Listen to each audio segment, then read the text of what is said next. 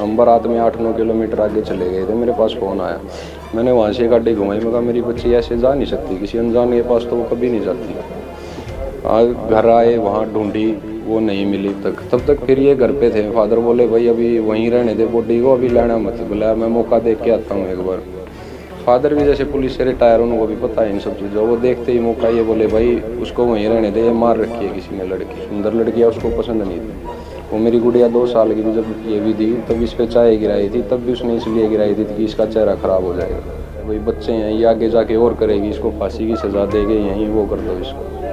क्यों ये बाहर निकलेगी फिर इसको, इसके दिमाग में ये सुंदर बच्चे को देख के फिर ये वो हो जाएगा इसके मन में कि भाई इसको भी मारो।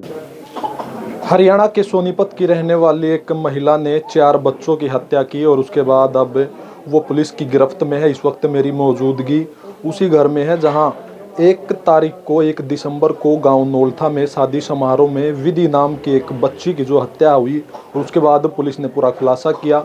विधि के पिता संदीप इस वक्त हमारे साथ मौजूद हैं।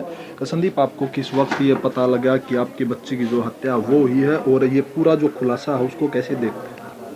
हत्या का तो नहीं, उसको पहले तो मैं ये पता लगा था कि भाई लड़की मिल नहीं रही, गुम हो गई। हम बारात में 8-9 किलोमीटर आगे चले गए थे, मेरे पास फ़ोन आया। मैंने वहाँ से गाड़ी घुमाई, मैं कहा मेरी बच्ची ऐसे जा नहीं सकती, किसी अनजान के पास तो वो कभी नहीं जाती। घर आए, वहाँ ढूंढी, वो नहीं मिली। फिर मेरी माता जी ऊपर गई, एक पीछे कमरा बना हुआ था, गोशे वगैरह रखते हैं उसमें वो बाहर से कुंडी लगा रखी थी उसकी। गया मैं भी ढूंढने था, वो तब उसका गेट बंद था। मैंने सोचा भाई इस कमरे में क्या करेगी बच्ची, पर वो मेरी माँ का नहीं मन भरा, वो ऊपर जाके उस कमरे को खोल गए। वो देखी उसने, वो टब में ऐसे लिटा रखी थी, सिर केवल पैर उसके ऊपर थे, सिर नीचे था। कितनी वो उसमें जो टब है कितना पानी था और वो गुड़िया की हाइट कितनी? गुड़िया तो वो होगी 3.5 फुट से भी ऊपर होगी, वो गुड़िया की हाइट थी। तो फिर आपको शक हुआ, किस पर शक हुआ, कैसे आपको पता लगा कि ऐसे ये हत्या हुई?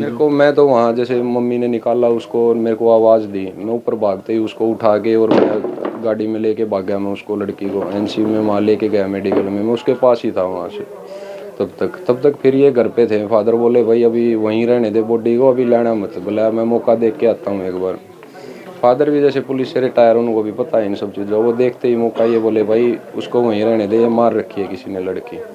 फिर मैं घर पे आया, वहाँ से एडमिट कर उसको वो करवा के आया घर पे बताया इन्होंने भाई ऐसे ऐसे हुआ, टब में मिली है वो।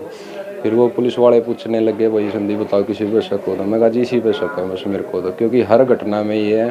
फिर मैंने उनको बताया कि ये शिवा में भी ऐसा करके आई है, हमारे गाँव में भी इसने करा है। मैं कहा सारे कनेक्शन पानी से ही हैं और हर जगह यही प्रेजेंस है।